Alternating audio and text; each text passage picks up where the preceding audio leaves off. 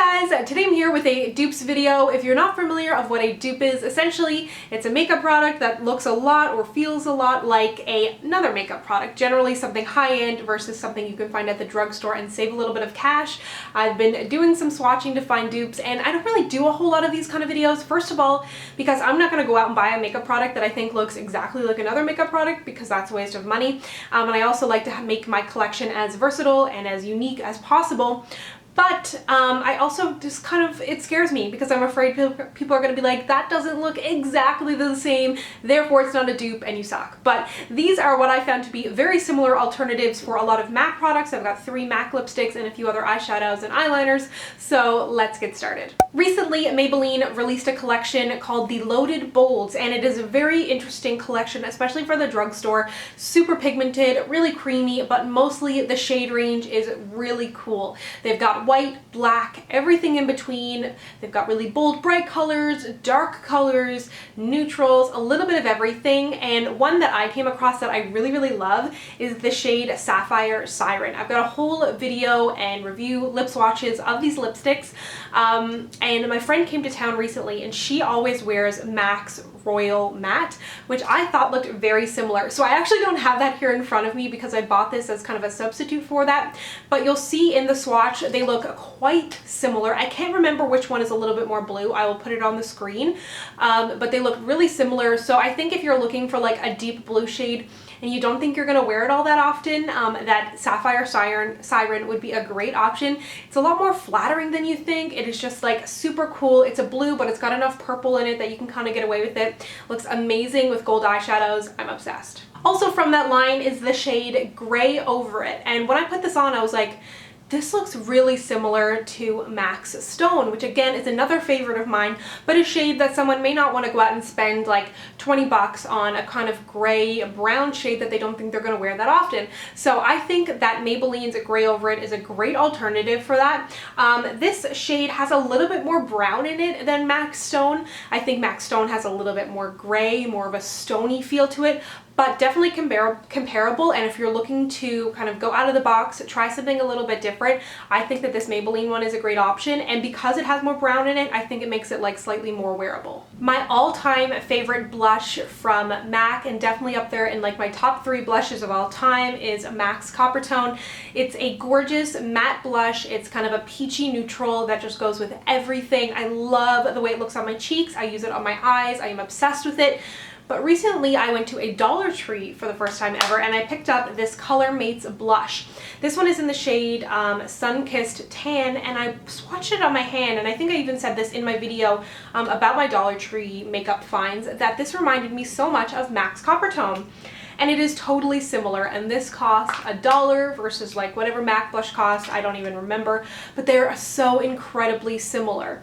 That being said, MAC of course is going to have a little bit of a better texture, a little bit of a longer wear time. I'm having total deja vu right now.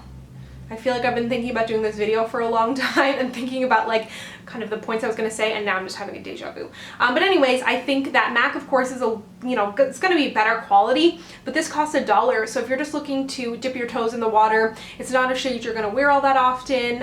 If you're going to use it as an eyeshadow or something, I think that this is great. It is beautiful. It still does have a good wear time, but it's just not as good as the MAC. I've got 2 eyeliners here that I compared a while back in a video series that I was calling Spend It versus Save It. I kind of ditched that series. I don't know, let me know if you'd be interested in something like that, but it was basically a dupes video, but just focusing on one single product.